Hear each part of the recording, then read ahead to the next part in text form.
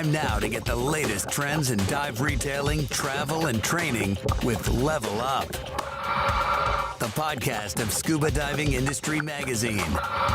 Now, here's your host, Scuba Radio's Greg the Divemaster. And welcome to Level Up, the podcast for Scuba Diving Industry Magazine. I am Greg the Divemaster from Scuba Radio. You can check it out every Saturday, 3 to 5 Eastern. However, today we're going to feature some of the articles, some of the writers behind that cool industry magazine hosted, or owned, published by Willie and his son, Willie Cline, Britain Cline. Guys, you ready for this or what? Yeah, let's rock and roll. It's going to be a great show today. Absolutely. Yeah. So what's up first, Willie? Where are we going? Well, first, we have to do a proper introduction because Carlos Lander, which is going to be our speaker in just a minute, happens to be our newest sales rep. So Carlos is handling all Latin America and South America and Spanish-speaking, Italian-speaking, and German-speaking countries because he's a multi-talented guy. Wow. So everybody give a little applause for Carlos. Welcome aboard.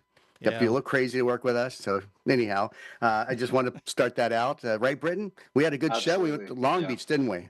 Yeah, Long Beach was beautiful. It was so nice. I got to say, it's really cool, going to these shows and having the opportunity to be in the room with all these, fantastic folks. And not only that, just be able to shake their hand as well. So really cool. We had a great time down there in Long Beach and a lot of great things. Yes, we got to hang with Mark Evans, the new owner of the show, Mark Young, the old owner of the show. Right. Jerry Beatty even made an appearance all the way from Asia and showed up, and everybody gave him a hard time about the fact he needs a haircut. It's pretty funny.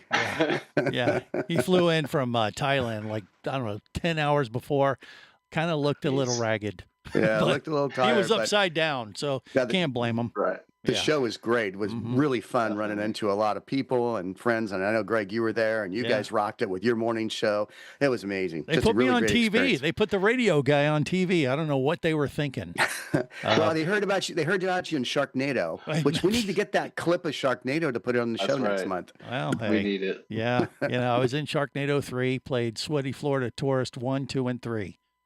Look it up, and then next time we'll fill in the gaps, whether you want to or not. We'll play a clip of a movie you were in, then we'll play a clip of a movie I was in. Right, okay. Ago. Yeah, I like that idea. Yeah, you like that. We're all about abuse here for the people watching this podcast. Exactly. Sure. Also, we got our special guest. Usually we have the Dive God, but we have Son of Dive God with us, Neil Watson Jr., hanging with us today. That was a special treat. Neil, how you doing, buddy? I'm great, man. I'm really good. Yeah. Have you recovered from the Scuba Show? He was out there as well. What do you think? Yeah. I sure did. It was a great show, man. I think it's the best consumer show, in America for sure. So I had a fantastic show. Yeah. And that was great. Neil's, he's in Bimini, so it's kind of a bit of a haul and a thing for him to go promoting, diving in the Bahamas to all those folks in California, But you got the big draw, the hammerheads and the bull sharks and the dolphins. Check it out. I mean, geez. That shot was shot by Neil Jr. right here, the man himself. Yeah. How did you get that hammerhead shark to say cheese just at the right second there? It's all about timing. I just a fisheye lens and laying on the ground right next to the bait box and just waiting for the right moment. Yeah. It's cheating now with digital cameras. I take all the credit, dude. Many times as you want, and one of them is going to work. Yeah. I mean, when you're diving with Junior there in Bimini, I mean, if you're not just, even someone, a seasoned pro like Willie, myself, but you get a 12-foot, 14-foot great hammerhead cruising over your head by inches, you might relieve yourself just a tad there every now and then. But it's impressive. It is really such a cool dive. And then you get the bonus. The tigers came in. We had 2 tigers and 2 hammerheads on our dive for an hour and a half. Right. That was just. To be honest with you, I've never been in the water with a tiger shark, so that was a pretty intimidating experience. Oh, that's awesome. Yeah, it was great. Yeah, they do an amazing job. You're really banging it up. And the folks in California, were they like, oh yeah, we got great whites out here, but you told them what you had, and they were like, oh yeah, we want to come halfway around the world and go to the Bahamas and dive with you. You get a lot of that. Fantastic show. We had a lot of draw, a lot of interest. So, like I said, I think it's the best consumer show in America for sure. Mm-hmm. I highly recommend it to anybody in the industry that would have anything to sell or do the show. People seemed really interested in traveling. A lot of people stopped and said we're on the list, and a lot of people booked as well for next season. So I highly recommend it. I get that I'm on the list, but not the one that you're talking about, I think. But yeah. He rolled out the carpet for us last month. It was amazing. It was. We all did. We talked about it last month on the podcast, but it really truly was an amazing experience. And his whole staff, Gigi and Jay, and I can't even remember the Captain Robin. I mean, they were just outstanding crew. So it was really great. Thanks again, Neil, and thanks for this incredible shot. I got more comments on this than any other cover. I can see why. Amazing. Yeah, good stuff. And by the way, the Scuba Show next year, they have huge plans, Willie. Do you hear all about that? They're going into a bigger hall. I mean, I don't know if that's privileged information. I might have let I don't know. I think they just want everybody to know they're going to do something a little different. They're going to shake things up a bit. And that's why Mark decided these guys would be the best people to take over the show. I think you are correct, sir. It's going to be fun to watch and fun to be a part of. All right, moving on to our first guest. We have your buddy Carlos from Venezuela, of all places. On page 23 of the latest edition with the big old great hammerhead on the cover, viewing coral reefs as an economic asset. So, Carlos, tell us, is it true that reefs are actually protected from flooding? What does this mean exactly? Well, first of all, good afternoon. Thank you for the invitation again, Greg and William and everyone else. Well, first, I would like to speak about what I wrote the article in a few key words that is worth mentioning. One is value, monetary value or money, policymaker as influencers of policies, investments, and returns. So we all know that coral reef is super important, right? Those amazing places that we all as divers know. But not everyone else have the chance to be a diver. So that's why we need to talk about something that everyone gets. And what is that? Money, right? So it's about connecting the dots. And that's what I wrote the article, to have some connection to the public in general, and to those who make the policies, the legislators. So that is why to put a price tag on the paradise, right? You may think, well, you can't really put a price on nature. But yes, we can talk about that in terms of monetary value and in terms of money, and how we can invest in reef, and how can we have a return of our investment. And the first we should speak is about communicating the value to the audience. And so everyone else do not understand the jibber jabber of science or biologists, but they will understand about money. And the second will be politicians and companies look at numbers and at money. And if we want to have investment in sustainable activities around the coral, we need to talk about money. And what is the main things that we need to understand? The other thing that when we talk about money in relation to coral reef is about cost of opportunity, highlighting those terms important, because we'll talk about activities around the reef like tourism, scuba diving, schools, fishing, and all that activity that is connected directly with the reef. So ignoring that we should learn the economic terms, speak about that is not good for our business in total. So another thing is facilitating the compensation and accountability when stuff happens. We all know that some coral reef in certain part of the world are damaging, and maybe if we know how to value those coral reef, we know how to account, put a price on that and account governments or companies to return the investment. And the other will be supporting sustainability and development planning. That is also important to talk about money and about projects. And when you write a project, you write in economic terms. You wouldn't write in scientific terms or biology terms. So it's that all important. At the end, it's all about connections. It's all about how to express yourself and how you want to influence those who have the power to make the policies. I don't know if you have any question about that. Well, whether you're a scuba diver or not, if you're a policymaker, I mean, the reef and the health of the reef affects everybody. When it comes to just the structure of the reef, it can protect, islands and create barriers to make sure, the island isn't flooded and that kind of thing, right? What's fascinating is that a 1 meter or about a 3-foot loss of the reef height increases the 100-year floodplain by up to 65 miles along the coast. I mean, that you're talking about all of New Orleans would be gone. It's amazing how much just we don't even think about the role of the reef in protecting from the floodplain. Right. So that was a fascinating article, and thank you again, Carlos. It's a complicated subject, and I think Jacques Cousteau put it best, if I can get his quote right. You have to understand the ocean because you can't protect what you don't understand or you don't love. So, it is so true. So to get that protection, you do have to expose people to the reefs. They got to see it. Absolutely. Yeah. But remember, to me, is try to have a common language between you, which you are the diver, you are the professional, you are the diving school, and those other people that influence what policies affect the reef.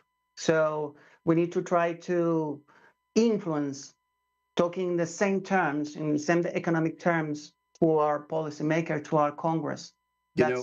That is important. I think that I don't have Alex going next. I'm going to have Cathryn go next, but I'd like to Alex jump in afterwards. And the reason being, he's right in the middle of his multi-part series he started last month on the Great Disconnect.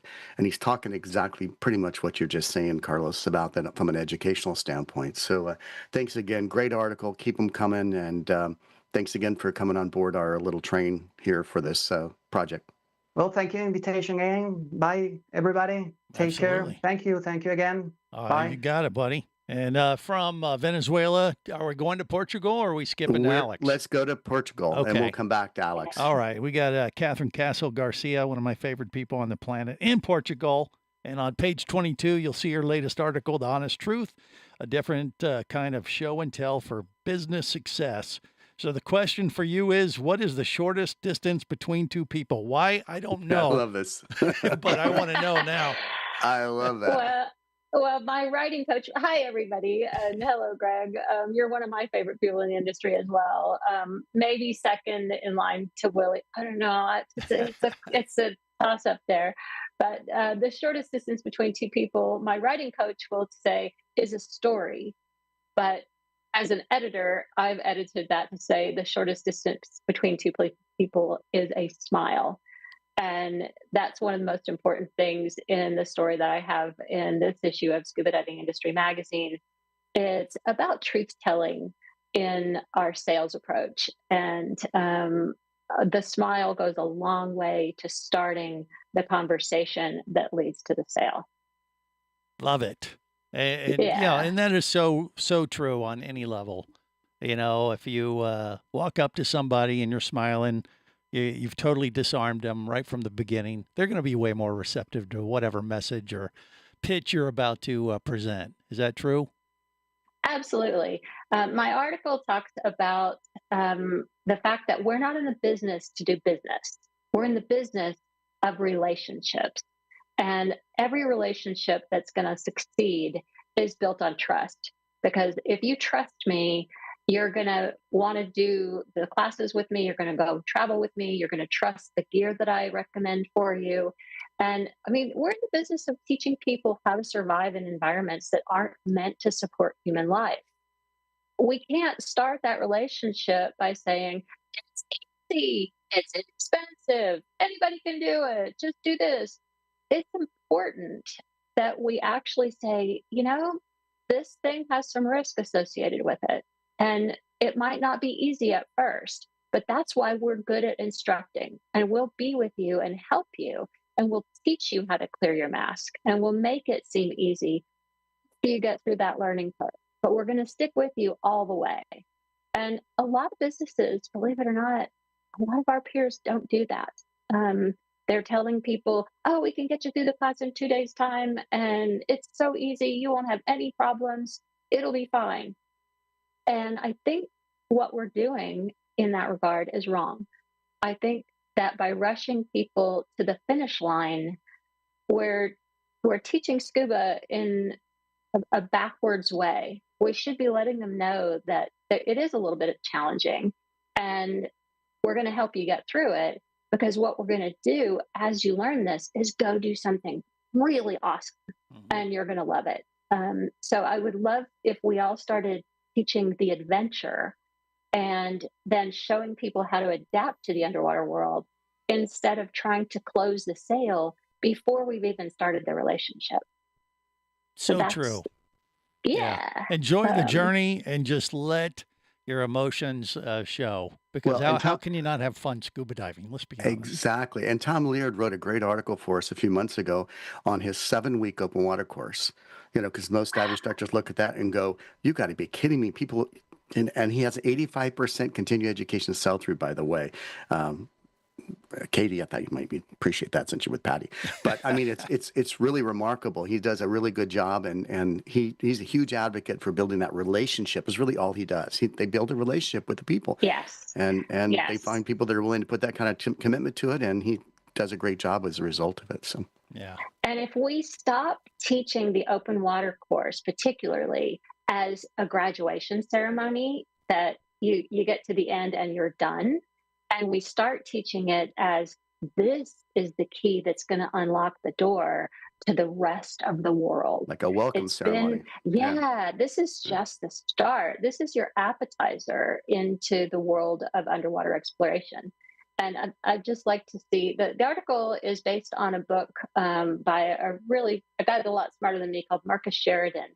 He's a marketing expert, and it's they ask, you answer. And he's inviting people to say what others won't, show what others don't, and sell in ways that other people aren't doing. And it's really all about developing a relationship of transparency, that if you're going to be a truth teller, people will trust you. And the more they trust you, the more they're likely to invest with you.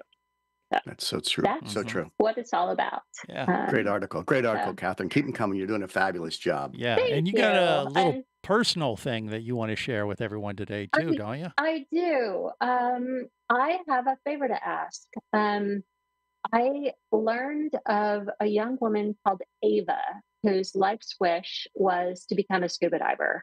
And very sadly, she didn't get to have that wish come true because just before her 15th birthday, she died of a brain tumor. And her family is interested in putting together a memorial that I need your help with. I'm asking people all over the world, you guys and anybody that's going to listen to this program, the next time you go on dive, please take a slate or a card or something with you that says for Ava, A-V-A, for Ava, and the location of where you are in the world. And send a photo of it to me. Have somebody take a photo, send it to me. My email is hello@clearstorycoach.com, or you can send it through to Willie on any one of his Scuba Diving Industry Magazine emails, and he'll get it to me. But I can't tell you a whole lot more about the initiative right now because it's still so new and we're just working on it. But on your next dive, if you'll send me a photo of you diving with a slate that says for Ava and your location in the world, I will add that to a tribute in Ava's memory. Very cool. Thanks in advance for helping with that. Very nice. Thanks, Cathryn, for bringing that to us. That's cool. Yeah. So I'm going to do the segue here to Alex, because you don't have the information on your sheet there, Greg. Alex is writing a new series for us on the Great Disconnect, and it's really about the connection between what we teach people in the training process and what they need to learn, and what truly they need to learn about the environment especially. So I'm going to turn it over to our very, very good friend, Dr. Alex Brylske. Thank you, Willie. Okay, well, the article this month is actually an opportunity to take a theory I've had for a couple of decades and turn it into a narrative, because we now have evidence that what I believed for a long time is true. The Great Disconnect essentially is a recognition that what attracts people to diving, why they want to dive, is in many ways disconnected from the way they're taught. For example, why people want to dive is for an opportunity to explore an environment that they can't otherwise. There are only 10 million people in the world that can do this. And so they get into their training process and they learn how to dive. Physics, physiology, skill development, clearing mask, et cetera, and we don't do a very good job, in many cases, not at all, connecting them back to why they want to dive. And that's hugely consequential, because we're not inspiring and motivating people to certainly stay in diving, because if they don't know what the whole environment is all about, then they're relegated to this role of looking at the pretty fish and have no concept as to what's going on around them. And I think that ends up damaging. First of all, it's unfair to them, and it's damaging to the industry as well. And we also miss an opportunity of not creating environmental advocates. And so in the article, it's an introductory article, because I'm going to be following up in subsequent months on how to do this. This is kind of a philosophical perspective. And as I alluded to, I believe that there is now documentation for this, because there were 2 surveys done last year or the year prior. One was done by In-Depth Magazine, Dan Europe, and the Business of Diving Institute. And incredibly, one of the questions asked was, do divers feel that they were essentially taught about the environment? And it came back that only 26% were. In other words, 77% weren't. And what's even more incredulous about the article is that when they asked the same question of professionals, did your instructor training prepare you to teach people adequately about the environment, that number came back at 11%. So there's no question as to why the disconnect is happening. Dive professionals don't have sufficient background to really do the job. Not all, but overwhelmingly most do not. And sometimes, it's alleged that, well, there are resources to do this later. And I think that's spurious, because most divers stop their training at the entry level. And if we don't capture them at the entry level, we're not going to capture the vast majority of them. And in essence, what the subsequent articles will do is get into ways in which this can be done, often with resources that are free. There's an incredible amount of information out there on how to do a better job with respect to environmental education and conservation, and not cost a nickel. So that's essentially what I want to do in the follow-up, is to kind of upgrade the capacity of dive professionals to do a much better job at environmental education. That's great, Alex. I'm looking forward to this series. This is really good and so needed, I think, in our industry. So thanks for taking the time to write this series for us. And he also has a great book, by the way, that accompanies this series called Blue Planet. It's by Reef Smart and Reef Smart Guides. Yeah, Reef Smart Guides. Go check it out. It's a great book. I've read it myself. It's amazing. And all the resources that I will, of course, be accompanied with the QR code in each article. So, yes, thank you, Alex. That's some great information.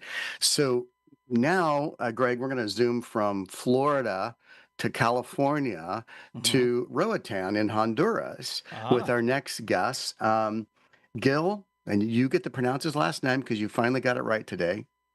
Zimmer? I said Zymer. it's Oh, you had it so close earlier. You did He's such not a here. good job. Why are we even bringing it up? I know. I just because I want to tease you. So anyhow, we've got Katie Thompson, Senior Director of Environmental and Sustainability at PADI Worldwide, and we have Natalie Schuman, owner of Sun Divers in Roatan. So welcome to the show, first of all, Katie and Natalie. Gil is in the middle of a series. This is on the 4th part on how to blow your business. In other words, how to be environmentally conscious in your dive operation in your resort and make money as a result of it. And this particular one is focused on specifically some of the PADI eco resorts and centers around the world. So I'm going to turn it over to Katie and Natalie, let them chat a little bit about how they got into this process and how you go through the certification to become a resort and what it means to your customers and groups. There you go. Katie, you want to lead it off? Sure. I think there was a question in the prompt about, is there a demand for this type of thing? Is there a demand for eco-friendly operators and diving? And we know that we've done some surveys with our partners, Reef World Foundation. And in fact, we found out that in fact there is. So there's definitely a demand from divers, instructors, and even operators wanting to learn more, wanting to be part of this idea of regenerative tourism. And it was interesting to follow Alex and what he was talking about. And we're definitely trying to provide more tools to our dive centers. And it's awesome to have Natalie here today. She can definitely speak to this as from the operator side, but we know that we can do better. We know that we can teach more at every turn of a diver journey. We can provide more tools to our dive centers and provide them the skills that they can create a more regenerative or more sustainable dive industry. We're trying to uplift our communities and our dive communities and those that depend on coral reefs and the marine world for their livelihoods. So this is such a critical part of what we're trying to do as far as our pillars of change, that we believe in our core values of protecting what we love. Going back to Jacques Cousteau, people won't protect what they love if they don't understand it. So to meet this demand, we create working with Reef World. So their research that came out of this demand for more to provide divers this opportunity to engage with operators that are going above and beyond, trying to do their very best. And we know it's a journey. Sustainability is a journey. And that's why this program, it's difficult to achieve and it has to be maintained. So we only have 115 around the world right now today. We have more coming in all the time. But then we also have people that kind of drop out and they come back in because they have to continue to show that they're walking that sustainable journey. And that's so exciting to have Natalie here because she is one of those 115 around the world and one of the few in her region and the first in Roatan actually to have reached this rating. So that's just a little bit of what an eco center is. And so I know we only have a few minutes, so I wanted to hand it back or just talk to Natalie about, how is your experience, what does this mean for you as a dive center? And I know it was really special for you and a big moment, and you guys were celebrating it locally. And so can you tell us, I guess the audience, the people that are listening, what it means for you and your customers? Yeah, absolutely. I think the designation of becoming a PADI Eco Center was really an affirmation for a vision that my husband and I started out with when we pursued our dream to leave our everyday corporate jobs to go live on an island and run a dive shop. We have a business philosophy that you can do good in business and also be a good steward at the same time, that those things aren't mutually exclusive, and that, yes, they can actually add value for your customer's experience.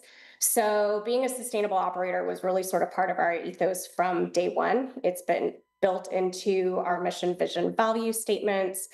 It's how we hire, it's how we train. And I think that really comes through in the experience. And so our whole goal was to create a community of people who are not only ocean fanatics and crazy about exploring the ocean, but also crazy about protecting it. And I think what the PADI Eco Center did for us was it gave us the tools to properly track how sustainable of an operator we are. Through their partnership with Green Fins, it gave us self-auditing tools. It gave us training tools for our team. And it gave us a way to demonstrate that we're actually moving the needle. So I've been very appreciative of having those resources and that guidance along the way. I know the question was, will people pay more for sustainable dive operators? My answer to that is yes, but. And I think in that but is that the baseline is that you have to be a high quality operator. So we're consistently talking about safety. We're talking about the quality of our boats. We're talking about the quality of our instructors, the quality of the gear that we utilize, aligning ourselves with high quality brands like Scuba Pro. We are also talking about, obviously, Roaton's Reef and everything that it has is exciting to explore. So as long as we're meeting those baselines, we know that our community efforts, our conservation efforts, the connection that gives people to Roaton and to us, that becomes the tiebreaker. That becomes the deal winner. And that does become the thing that grows affinity and grows community and brings people coming back, not even just annually, but year after year. And I have customers who say that they have chosen us because of those baseline things, and they saw the work that we were doing in the community. And I have people that come back and say, hey, I'm coming back, the week of July 5th. Are you having a monthly beach cleanup? I hope so, because I really want to participate when I'm there. It's added value. I mean, the product in Roaton's great diving. It sells itself to one level, but you throw that extra element in it, it might just be enough to get that extra customer for sure. My favorite quote is yes, but, because you can't slack off on delivering the great quality experience. This is something that has to be done. And I think I'm a fear sometimes people think that if they promote, what do they call that, greenwash your business, which is, we come back to haunt you from a consumer standpoint, because they're smart. They know if it's true or not. I think it goes back to, and I can't remember who was talking about it earlier. It was just this idea of trust. And that's what these 115 dive centers, these like Natalie's, sun divers, you can trust that they're doing the right thing. They've worked hard to achieve this designation, and it does come back to that. They're not greenwashing. They're actually, really working hard to provide that experience beyond just teaching the world and just teaching. They're teaching the world to protect also. So which is just the whole point that that Cathryn was also talking about is, what is that experience that they're offering? And that's the whole purpose, is to not only teach them, but to teach them to love in the underwater world and sustainably protect their environment. Like, that's their office. And if we can get, 115 more of these every year and just keep growing, that's what we want. I mean, talk about blue economy, investment, local job creation. It all ties together. So high hopes for this program to continue to do great things. Natalie, go ahead. And I think what we're finding is that dive centers are the hub, right? So we are the ones modeling the action and inviting people to participate. And so we're bringing even more people into the fold, and it becomes a movement. And so people are participating in beach cleanups, dive against debris, citizen science projects that provide important data to species protection. And all of that really becomes this movement that can grow. And it then becomes a word of mouth thing. For instance, Gil Zeimer, who's the glue for all of us here talking about this right now, I didn't know Gil before he came and dived with us from a cruise ship. And then, he learned what we were doing, and we stayed in touch, and, had no clue he was part of scubastoryteller.com. And now all of a sudden he gets my newsletter saying we're a PADI Eco Center. And he's like, wow, that's really cool. let me connect you to this podcast. But it's the same thing with our customers, right? Like they come and participate in an activity and then they go and tell their friends. So we constantly have people say, yeah, my friend recommended you guys. They said you're, the best on the island because of XYZ. And a lot of times XYZ is because of the good work that we're doing and that they get to become a part of. Wonderful. Absolutely. Well, thank you for both of you being on our show. It's great. Thanks for having us. It feels good too, doesn't it, Natalie? It just feels good as the owner, the operator, and it's an investment in your future. It's it all comes full circle that way, I think, right? Absolutely. I think you feel like you're leaving a legacy behind, and definitely being kind of wave for change in a positive direction and doing your part in your small neck of the woods. And if we all did that, just think how much better the world would be and how much healthier the reef would be. There you go. That's so well said. So Greg, Yeah. do you notice something different about Dan Orr? I do. Did you see anything different about He's Dan usually Orr? wearing these corrective lenses like myself, looking like a rock star. But he's not for some reason. I wonder why. What's going on with that? Yeah, it's the first time in 35 years I've not had to wear glasses. How did this happen? What did you do? It wasn't just carrots, right? Yeah, that's right. It's all those carrots I'm eating. Mhm. That's right. Well, as you can see, I'm not in the mountains anymore. I'm actually in the artificial mountains here in Atlanta. I'm actually at the Undersea and Hyperbaric Medical Society's annual scientific meeting, along with the Aerospace Medical Association, which is really an exciting meeting, believe me. So about 2 months ago, I went in to talk to my optometrist about possibly getting new glasses. My prescription changes regularly. Yeah. And he looked at me and he said, I think I need to refer you to an ophthalmologist because you have cataracts. That's So not good. I went to an ophthalmologist that he referred me to, and he said, yes, you have to have cataract surgery. So we scheduled that. And it was done on 2 separate days. So one Monday, I went in and talked to the ophthalmologist. He was going to do the surgery on my left eye. And it turns out he was also a diver. So we spent a lot of time talking about diving, which was kind of fitting. Mhm. And then the next week I went in, there was a separate doctor, and he was not a diver, unfortunately. At least he was not a diver yet, is what I told him. And so he did surgery on the right eye. And then about 2 or 3 weeks later, things were sort of settling out with my vision. I went from approximately 20/80 vision to almost 20/20. Wow. That's amazing. So it was pretty amazing. Now, Yeah. it's going to cost me some money because I have to get 2 new masks, one primary mask and my backup mask, because both of them had prescription lenses. Yes. And then also I had to buy new sunglasses and everything else. But those are minor compared to the miracle of vision that I have now. Now, of course, as you age, your lens actually yellows slightly. You don't notice it because it's something that takes place very gradually. So after the surgery with a new lens, everything's a lot brighter, a lot more colorful. It's absolutely fantastic.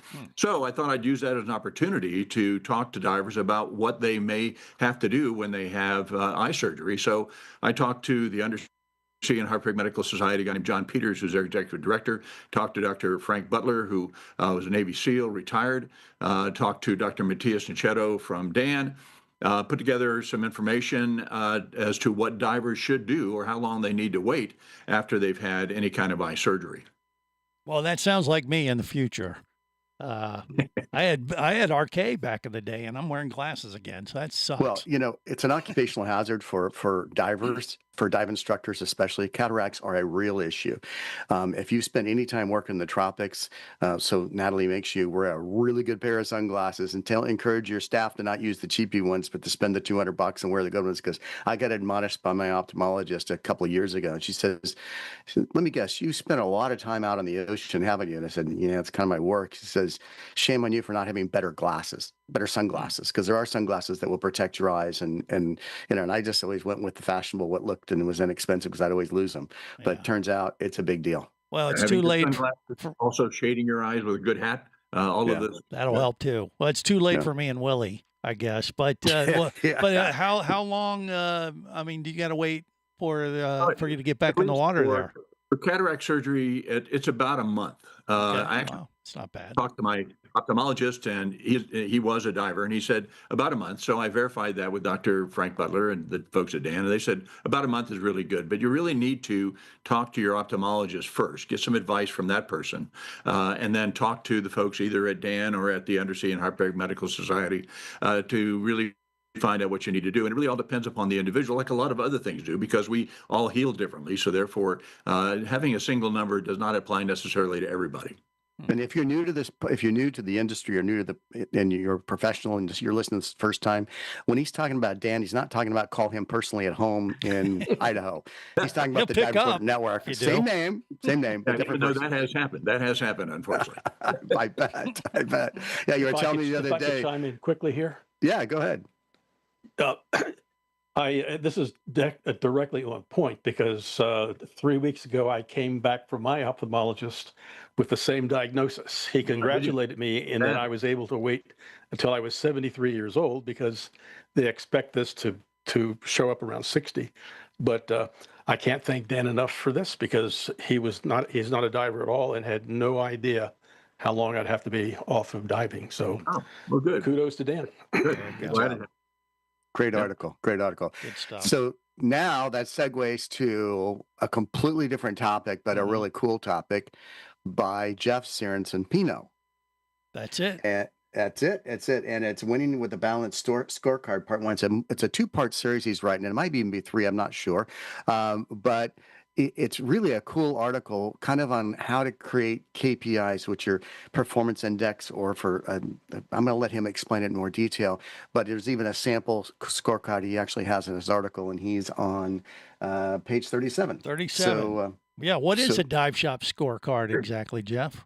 There you go. Well, so, a scorecard, I don't know if you are into baseball at all or have been into baseball in the past, but there's a scorecard that we keep to tell us how things are going throughout the game. It's not just the runs, hits, or errors that are up on the big scoreboard. That's whether you're winning or losing. But a scorecard really to tell you how you're getting there. And, this is a concept that helps to develop a good strategy for your business around some different metrics. We all have our financial reports, our profit and loss, our balance sheets, but those are what has happened. Those aren't how we get there. A balanced scorecard can help us to achieve success in our financial statements, in our balance sheet, in our profit and loss. And we really want to look at it across a bunch of different measures, from the financial aspect, from the customer's aspect, from internal processes, and then from our staff, our growth and educational aspects. Now, balanced scorecard was something that I used when I was in the corporate world, and it was started way back in the 90s by a Harvard professor, Robert Kaplan, and a management consultant, David Norton. And you can read all about balanced scorecard. They have a couple of books that are out on that. But the notion of the balanced scorecard is to take a look at different KPIs, key performance indicators, across those four different aspects of your business. And you create the key performance indicators that tie back to your mission statement. So if you're a business that doesn't have a mission statement, you really should think about what the mission is of your company. What are you trying to achieve? And more importantly, your mission statement shouldn't have things in there that you're not prepared to do. So it shouldn't have aspects that you're not going to perform on. So create a well-defined mission statement and then look at key performance indicators across those four different areas. What are the key performance indicators that you're going to have for from a customer standpoint or from an internal process? Once you have those established, you have to have targets for each one of them and a way to measure those targets. So, I think one of the articles that Cathryn wrote some time ago was about objectives, the SMART objectives: specific, measurable, achievable, time-bound, things like that. So can you measure it? And if you can, then what you want to do is start to think about the initiatives that you're going to put in place to help you achieve each one of those KPIs. So it really does take a look at it, not just from financial, but what your customers are looking at, what your internal processes should be, and what you are doing with your staff for growth and education. And once you have all that established, you really now have a strategy for moving forward. What I'm going to do in part two, it's only 2 parts, Willie. We're going to have a case study of a fictional dive centers. Oh, very cool. We'll build some KPIs that tie back to the mission statement, that tie back to to the objectives, and we'll see how it can work for you. It's takes time to do, and you sit down and you do it, and actually, if you do it, you don't have to be right the first time. You'll be able to adjust along the way and help drive your business so that at the end of the day, you can look at those profit and loss statements and hopefully see that you're winning. I mean, I've been watching a lot of baseball lately, and there are more metrics in baseball now than I can even put my head around, whiffs and OBPS and all this other stuff. So there's a lot out there, and you have to build the ones that are right for you. Yeah, I love this article. It's really, really great. Take a look at it. It's on page 37, by the way, and I'm looking forward to part 2, by the way, Jeff. Absolutely. Yeah, it inspires me. We had an idea to do Scuba Radio baseball cards of our crew. So the scorecard idea kind of has me thinking along those lines again. Very cool. And it's really cool. And I appreciate it. Jeff has, how many years were you a retailer? Well, we were in the business. We were around it for about 20 years. So, it was a long time in and around the business of the retail side. And it's a complex business model. Yeah, it's a a dive shop is it's a unique hybrid because it's travel agent, it's equipment repair, it's a dealer, it's a training facility, it's everything else under the sun. So thank you again, Jeff. Great article. Looking forward to part 2. And now, Greg, we go all the way from Rocky Hill, Connecticut to Dallas, Texas. via Dominica, because they're just hot off the plane from Dominica. That's right. Yeah, one of my favorite places on the planet. David Pritchard and Lilia Mack. The Nature Island. What a beautiful place. So we got to talk a little bit about that and some dive forms, I believe. David, you want to take it first or what? What do you think? Sure, I'll be happy to. First off, Dominica is true. It's we had visited there about 3 or 4 years ago, and just Lily and myself just scouted it out.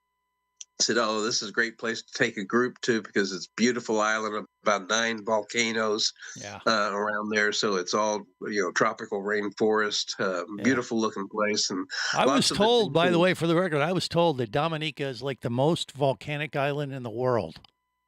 I don't know if that's true or not, but I've been told that, and it's in the Caribbean. You would have thought it'd be, somewhere deep in the Pacific or like Hawaii or something. Yeah, but exactly. It's very, very lush. It's got a lot of potential, and there's one reef called Champagne Reef because of all the bubbles coming up from the volcanic activity, and you get by those bubbles. It's a little bit warmer there than underwater, so it's a great place to go, and everybody enjoyed it there. But the article Lily and I wrote about is about people get all these forms before they go on these trips, and it's like, why are they asking me all these questions? Can't you just put me up and get me diving and things like that? But the big part of it is that it's for logistics as well as information that's needed by the government for you to be there and for them to make sure that you're able to have a good time both underwater and on land. Because if you probably haven't thought about it, but a lot of these resorts are hosting different dive groups, sometimes dive individuals. And they got to start planning for all of these things, and they have to have a aspect where Do we have enough equipment? Do we have enough? How are we going to set up our dive boats with our dive guides? How are we going to do food for everybody? Because they have to know this in advance so that to prepare, or else you're going to have a miserable time when you get there. For example, one of the things we talked about was, or in the article, was about why do they want a copy of your passport page in advance? Well, first off, they have to have that type of information for their government to be able to put in, that kind of information. But also, a lot of places you might be wondering if you go to the resort, especially over in Asia, Philippines, places like that, and all of a sudden the staff, somebody goes by and, hi, Mr. David. Like, well, I don't know you. How do you know my name? Well, a lot of places they use your picture from your passport page to train their staff. I mean, we're talking about housekeepers, the whole shebang, cooks, everybody. So everybody knows you on there. Plus, that's also a good security thing, because if they don't know who you are, then you're probably not supposed to be on the resort. And it's good for that areas. But also, a lot of these things you need to know about the aspects of your group. What do they have? How many vegans do you have, or vegetarians, or food allergies? Things so they can prepare their menu in advance, because they don't have the resources that you have, say, here in Dallas or wherever, to just run out to the store and grab whatever. They got to get that in advance and plan it out. One resort manager told me that they try to get everything in advance about a month out to figure it out, all the logistics. And if you have especially special needs or celebrations, you got to get that in there. So Lily, when you want to talk about that? Sure. We had one experience, and that was in St. Lucia. We had a vegan. It was her birthday celebration, and she's a very strict vegan. So we had asked the resort, and this was on Chastenay, to have a vegan cake made for her. And they made the most fantastic chocolate vegan cake ever. The entire group to this day. Mm-hmm. What they remember about the trip, they remember the vegan chocolate cake. But also, how about also for birthdays and anniversaries and things of that nature? Lily?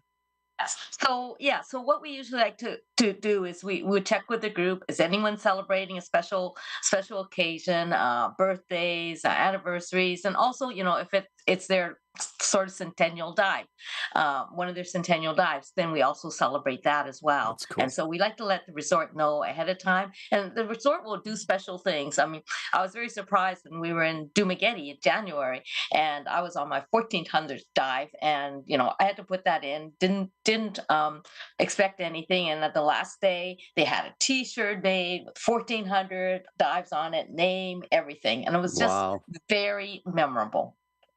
Something we didn't expect at all.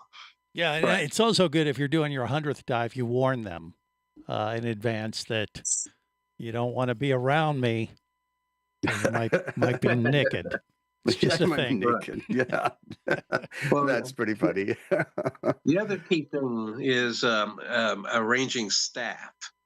And so they want to know what your certifications are. Are you an experienced group of divers, or do you have a bunch of inexperienced people? So they can assign dive masters who say, okay, I've got this dive master that will go with this group that's inexperienced, because he's real good at safety and making sure.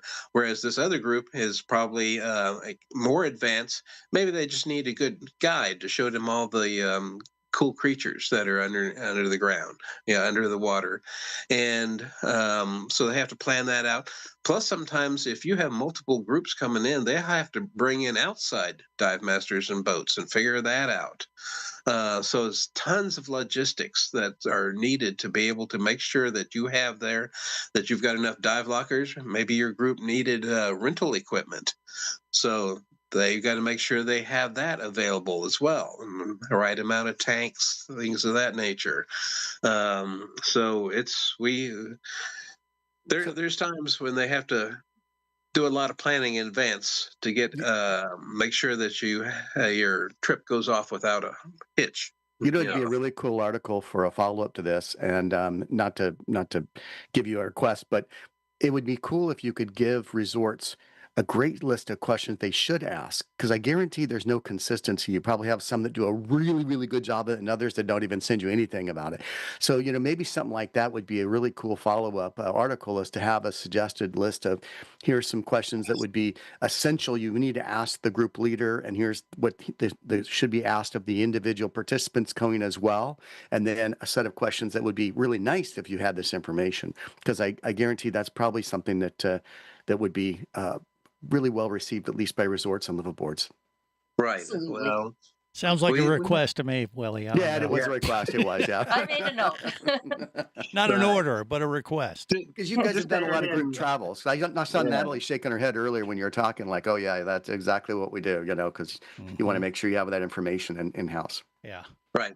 Just to add in real quick, a lot of times we try to incorporate holidays in our trip so that people don't have to have an extra, vacation day spent. And one time we went to the Philippines at Marco Vincent Resort, and I had to ask, well, this is 4th of July. Can you do something for us for 4th of July? Can you maybe get a little fireworks or something? And they said, okay, we'll work on that. So here we are having a meal on top of the roof of the building, and all of a sudden they have this fantastic fireworks show that goes off. That was pretty amazing. Pretty professional. Yeah. But it was on the 3rd of July, technically at home. Maybe. That's great. They were in the That's future. Great. Well, David and Lily, thank you again. We love all your contributions. Thank you all those that have hung around to the end here. Greg, we've got some cool stuff planned for next month. Dan's me back with an article on checklists, which I think is just so important. Al Hornsby is doing this wonderful series on liability, and this next one's all about rules. Jeff, of course, is going to do the second part of the scorecard. We're honored to have someone from NOAA writing for us, and they are writing about the coral nursery programs down in the Florida Keys. Alex, we talked about that Guardians of the Reef program, and sure enough, we reached out to them, and they want to write something for us next month. And then Gil is going to be doing a little different take on from his series, and that is he's going to be writing about a company called FogX that has a new method for keeping masks from fogging up. And I've dove with it a couple times. It's freaking ridiculously amazing, and it works. That Gil Zeimer stuff, he does good stuff. He does the great stuff. So thank you, everybody, for being with us. I think, Greg, that's about it. Do you have anything else you want to say? No, just, in the meantime, before we come back with the next Level Up podcast, don't forget to check out Scuba Radio every Saturday, 3 to 5. Yes, absolutely. We'll do that. And until then, remember, it's always better down where it's wetter. That's it. There you go. This has been Level Up, the podcast of Scuba Diving Industry Magazine. Produced by Scuba Radio and the Cline Group. For more info, go to scubadivingindustry.com.